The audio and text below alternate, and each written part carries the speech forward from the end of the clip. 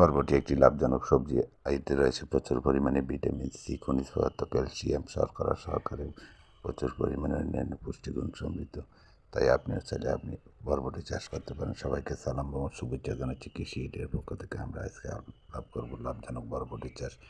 অত্যন্ত লাভজনক এই ফসলটি আপনিও চাইলে খুব অল্প সময় লাভজনক সবজি হিসেবে এটি আবাদ করতে পারেন। আমাদের দেশে সাধারণত বরবটি সারা বছর হয়ে থাকে, তাই আপনিও চাইলে সারা বছর এই ফসলটি উৎপাদন করতে পারেন এবং পারিবারিক পুষ্টির চাহিদা পূরণ করতে পারেন। আমরা যেসব জমিতে ফসল আবাদ করি তার আইলে এই ফসলটি আবাদ করা যায়, তাই খুব অল্প বাউনি দিয়ে এই ফসলটি আবাদ করা সম্ভব এবং খুব অল্প সময় অর্থাৎ 20 থেকে 25 দিন অর্থাৎ 30 দিনের ভিতরে হাইব্রিড বরবটির ক্ষেত্রে 5টি পাতা বের হওয়ার পর 6টা পাতা ফুল নিয়ে বেরোয়। তাই আপনি চাইলে এই ফসলটি আবাদ করে পারিবারিক পুষ্টি চাহিদা যেমন পূরণ করা সম্ভব, পাশাপাশি বাড়তি ফসল বাণিজ্যিকভাবে উৎপাদন করে আপনি বাজারে বিক্রি করতে পারেন। বরবটির বাজারে প্রচুর চাহিদা রয়েছে।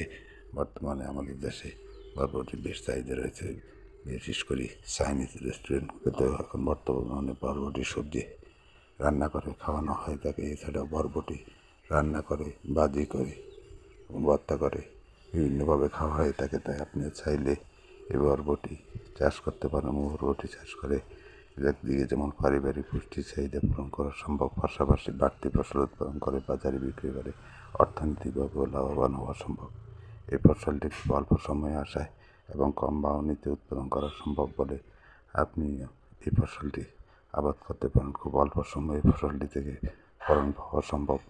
প্রতিটি গাছ থেকে 300 থেকে 500 গ্রাম পর্যন্ত বরবটি উৎপাদন করা সম্ভব এবং এই বরবটিতে দুই ধরনের রোগ এবং পোকার আক্রমণ হয়ে থাকে, বিশেষ করে গোড়া শুকিয়ে যাওয়া এবং আস্তে আস্তে নেতিয়ে পড়া।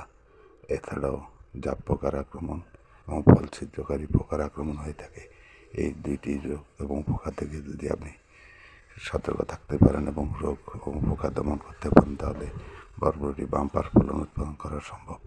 তাই সবসময় নিয়মিত সার এবং পানির সেচ ব্যবস্থা থাকলে আপনি এখান থেকে কাঙ্ক্ষিত মতো ফলন পেতে পারেন এবং এই ফলন উৎপাদন করার ফলে একদিকে যেমন নিরাপদ সবজি হিসেবে পারিবারিক সবজির চাহিদা পূরণ করতে পারেন, পাশাপাশি বাড়তি ফসল উৎপাদন করে বাজারের চাহিদা পূরণেও গুরুত্বপূর্ণ ভূমিকা পালন করতে পারেন। যারা বেকার রয়েছেন তারা বেকারত্ব দূরীকরণ এই ফসলটি উৎপাদন বাণিজ্যিকভাবে উৎপাদন করে অর্থনৈতিকভাবে স্বাবলম্বী হওয়া সম্ভব। তাই বরবটি চাষ করুন।